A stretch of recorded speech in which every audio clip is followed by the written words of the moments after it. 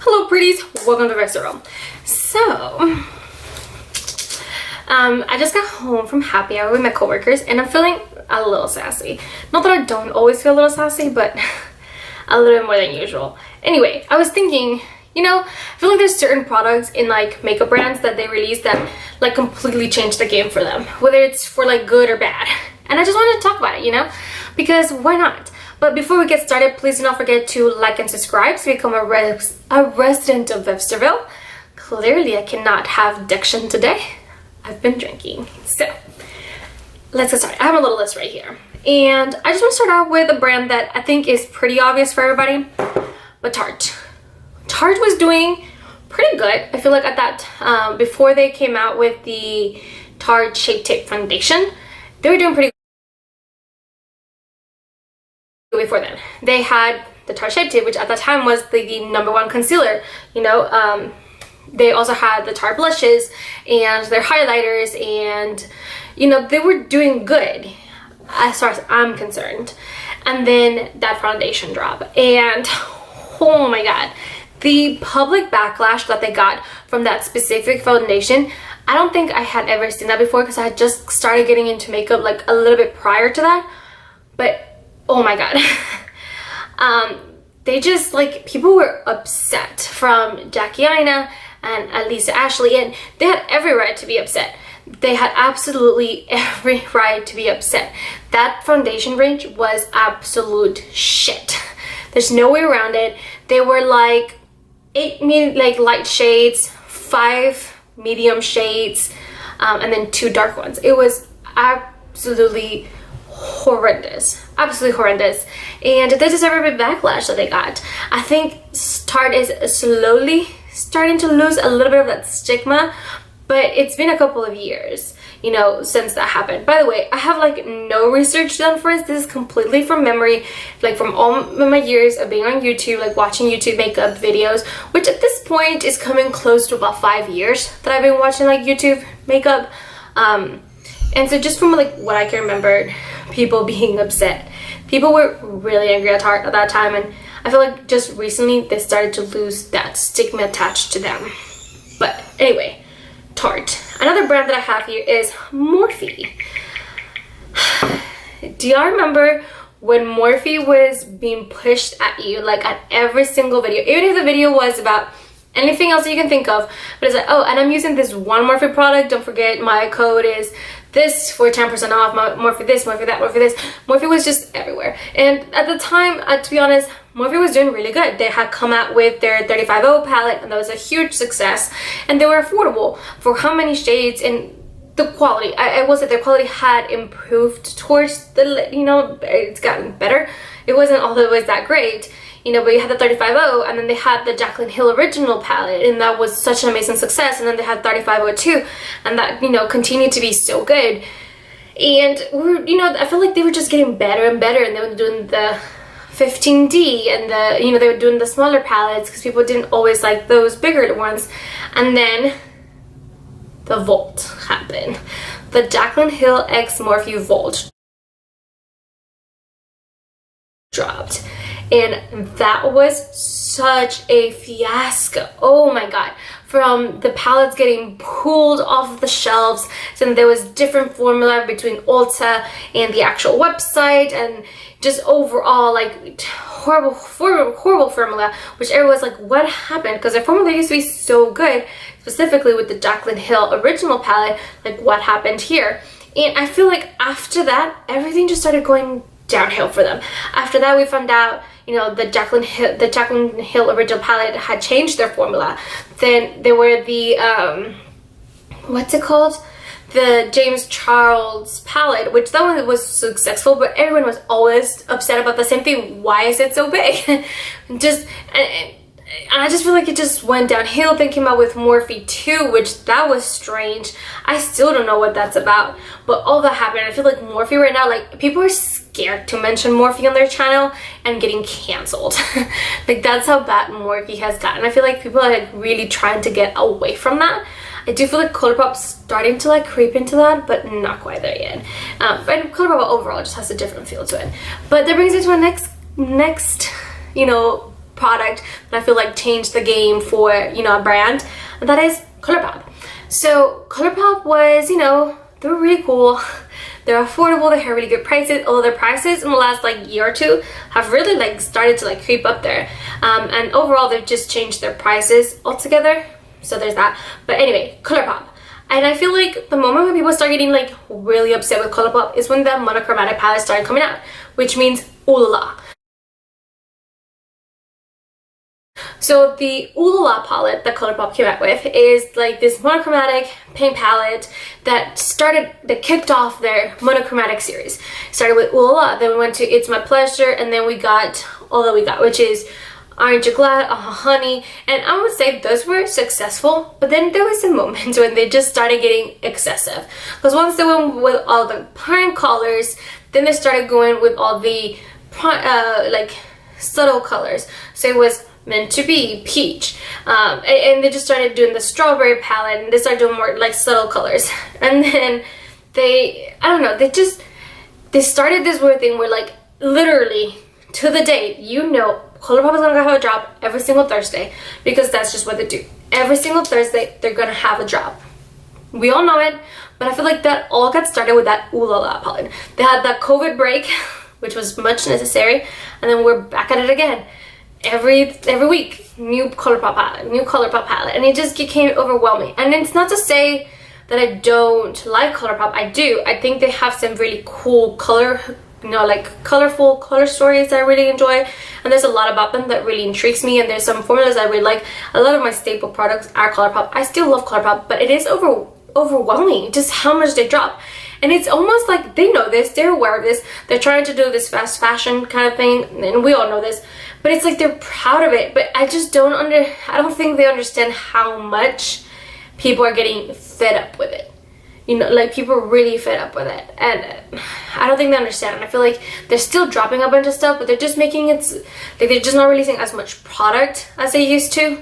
So if before in the past it used to be like 10,000 units with every collection, now they feel like they're doing like 5. Because they know people are just not going to buy as many.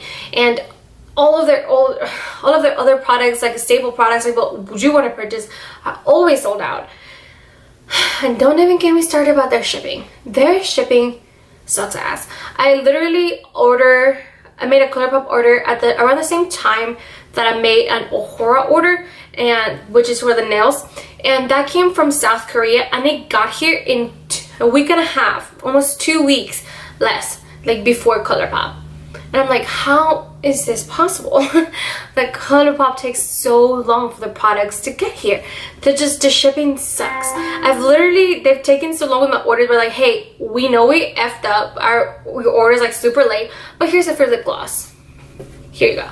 Like, it doesn't even skip the letter. It's like, I make an order, and 3 weeks later, 3 new collections have dropped, and my collection, it just barely shipped. I don't like that. I don't like that. So there's that. Also, I haven't personally experienced this. I've heard a lot of people say that they have been having problems with ColourPop's quality recently, and it's because of how much quantity they're dropping, or at least that's the assumption. I personally never had a problem with their quality, but I have seen a lot of reviews, and I was like, you know, their quality is definitely going down a little bit, and so, you know, that's something to talk about. All right, let's talk about something a little more positive. So I have Urban Decay. Urban Decay, I feel like, was in a rut. Just a complete rut. Everybody was over the naked palettes.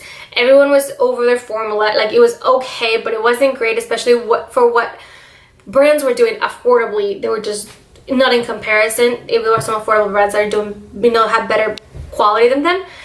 And then the Born to Run palette dropped. And I feel like it just like revived Urban Decay.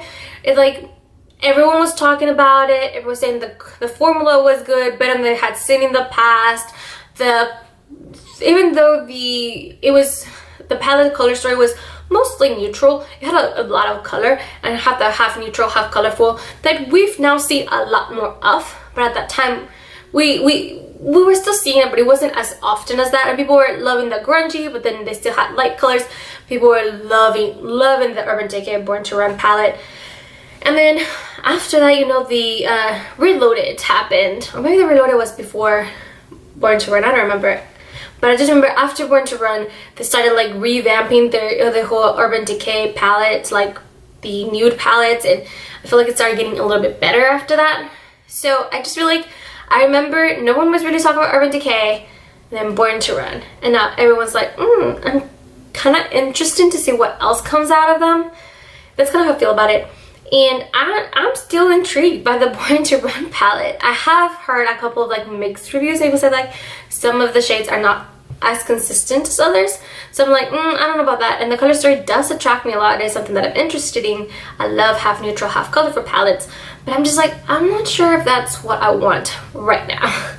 Alright, I have another bad one. We have 2 more bad ones. And then we'll end it on a great note. But I have Stila.